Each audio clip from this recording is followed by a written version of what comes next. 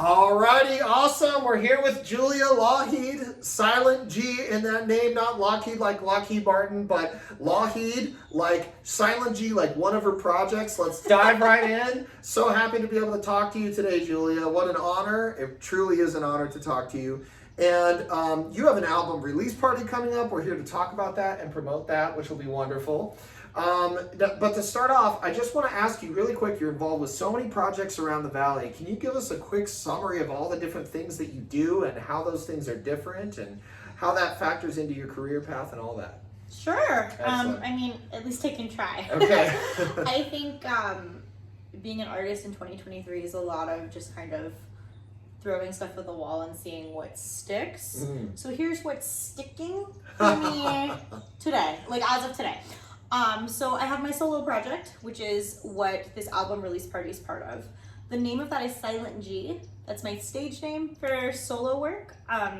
The Silent G in my last name is the impetus for that name. Excellent. I think it's pretty, it's a little evocative. I don't know. It's got, people hear it, they're like, ooh, cool. Yeah, it is interesting. Yeah. You're loud, but it's called Silent G. Right, There's the music's some very wordplay loud. going on in there. A lot of the music I play under that project is commentary on current social events, kind of telling stories people would normally keep quiet. I have a lot of pieces about mental health struggles, some pieces about prostitution, homelessness, food insecurities. So it's a lot of things people would normally keep silent, and we're bringing a voice to it. So that's Silent G. Excellent. I also play in a bass clarinet duo called the Sonoran Swamp Rats. We were featured at the previous Oh My Ears Cartel session. Fantastic. And so that's bass clarinet duo, groove-based music, a lot of heavy metal inspiration. Super fun to play in that ensemble with Alana Benoit, my partner in that. Lovely. I'm also in a more casual violin, clarinet, and piano trio that plays a little bit. I play clarinet in the Scottsdale Winds, which is the Scottsdale Community College Faculty Woodwind Quintet. And then I'm kind of a gun for hire if anyone needs a clarinetist or bass clarinetist. I try to collaborate with as many people as I can. That's lovely. High energy go-getter for hire. That's awesome. And then what's your job at Phoenix College? At Phoenix College, I'm their visual and performing arts event coordinator. So I house manage theater shows, I stage manage music concerts, and I help coordinate these opening receptions for art shows in the gallery on campus, which is really fun. I'm just kind of around artists solving problems all day. When I'm not doing that, I teach. I'm the adjunct instructor of clarinet at Scottsdale Community College, another Maricopa campus. I teach a couple students private lessons out of my house, and I'm production manager for Oh My Ears, which is where I work with Bill. So, you'd think that one would come up first. That's amazing. And, how you maintain all these projects and do them with quality and with energy is just fabulous. It's a mystery.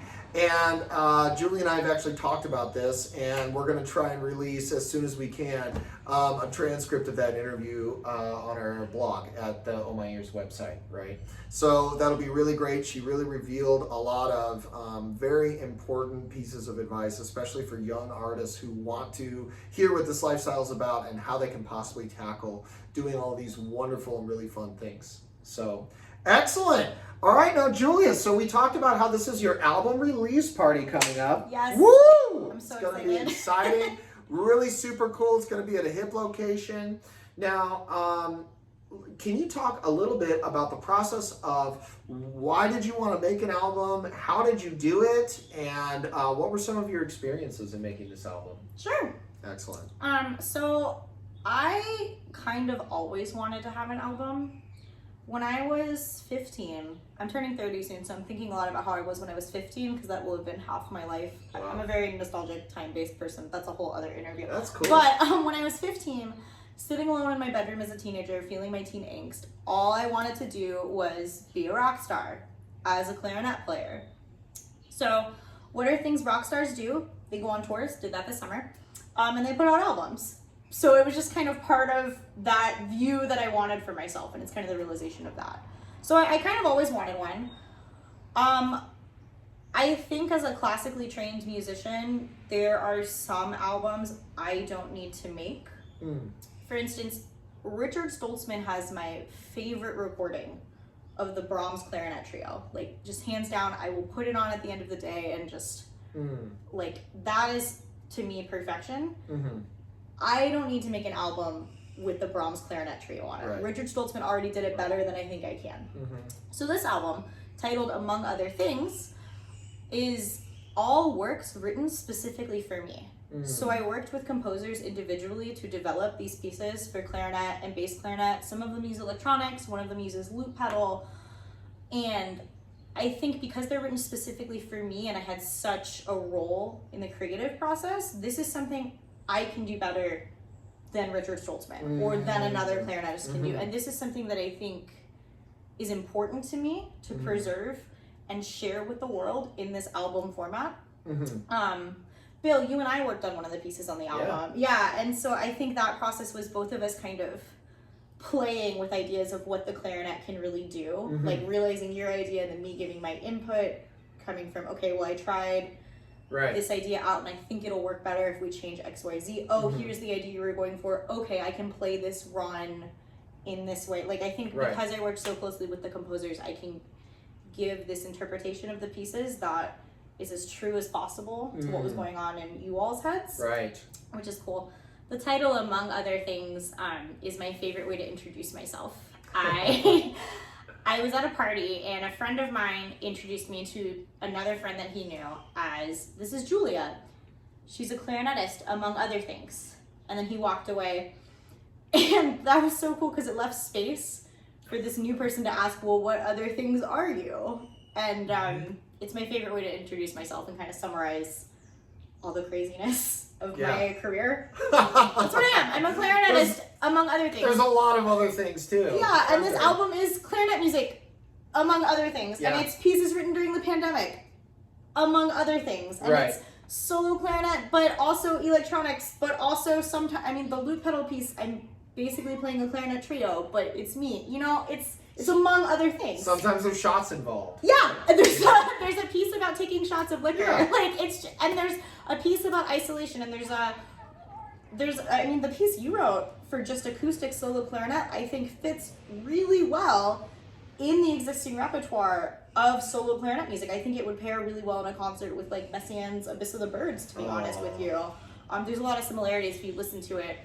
I mean, I could nerd out about that for I feel like that's like a lecture. I was thinking of Messiaen when I wrote it. That's great. That totally comes through. Yeah. That's cool. Totally. So, you know, it's a lot of variety, and I think the uniting factor between all of them is they're really fun.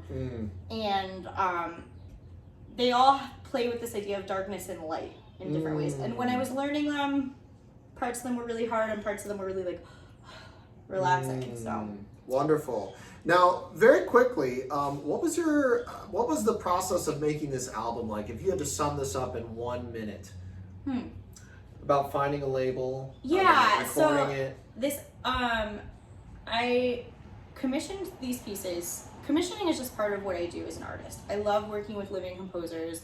I love being part of the process of like generating a new work for my instruments. So this is just something I've been doing. And when you do enough of that and the pieces start getting good and you start getting good at performing them, you start to want to share that in a different way. So you start to want to record your interpretations of these pieces. It gives the piece a little bit of a longer life than just one performance, the premiere. And it gives your interpretation, I don't know, maybe like a little bit more authority. Like I can point someone, here's my recording of this piece. If you want to know how this run goes, go listen here.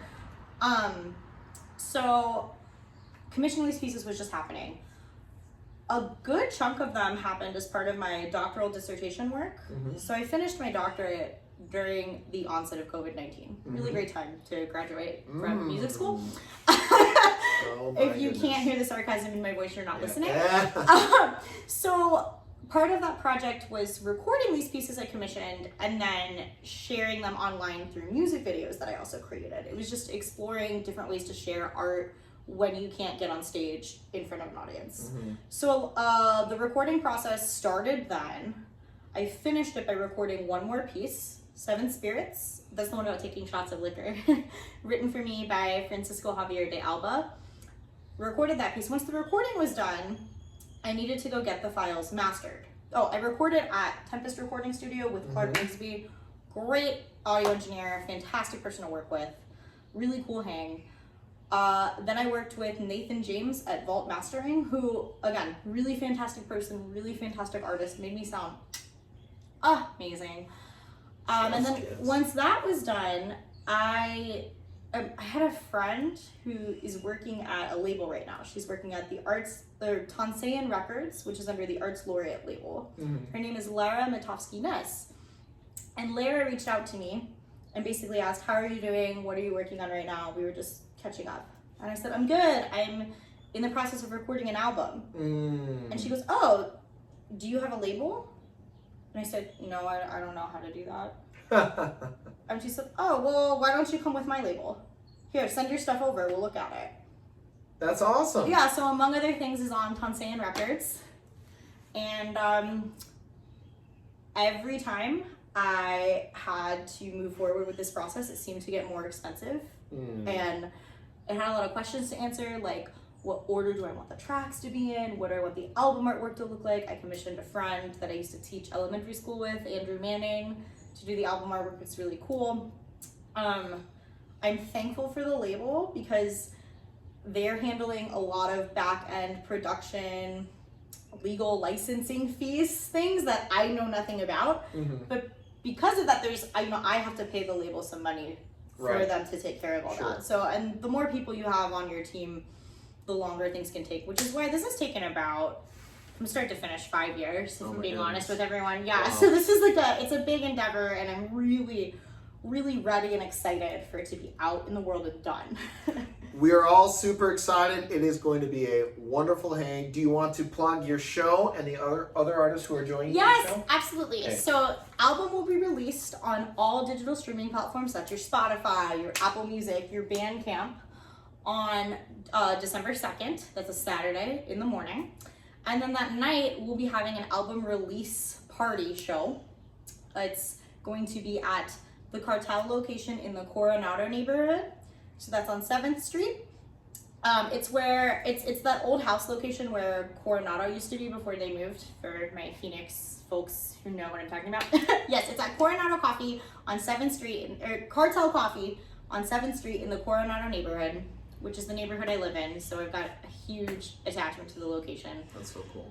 And I'm really excited to be sharing the stage with my friend Josh Bennett as Black Air. So Josh he's another clarinetist, bass clarinetist, electronic creative artist in the Valley, and he's probably the closest thing I have to an older brother. So I love that he's opening for me. All around great guy. The Oh My Ears staff ensemble is also going to play. Oh My Ears was probably the first project I got involved with in Phoenix that I was excited about. So I love that they're presenting my album and that the rest of the staff is part of the show too.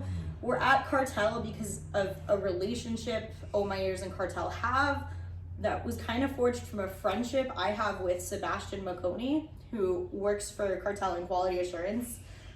Sebastian's a wonderful musician and creative himself, and just a really great friend. So all the composers included on the album are personal friends of mine that have just added so much to my life, both personally and artistically, Bill, you included. And this is just gonna be a really wonderful celebration of art and relationships and creativity, and I'm so stoked. I really hope you guys come. We're so stoked. It's an honor to present your work at this concert, Julia, and you're so right. What could be a better setup in a location that means so much to you, sharing the stage with friends who have been a part of your musical journey. It's going to be really wonderful, and hopefully a lot of people will come. I have a feeling it's going to be wonderful. Yeah, awesome. All right, there it is. Join us on December 2nd. Woo! Yeah.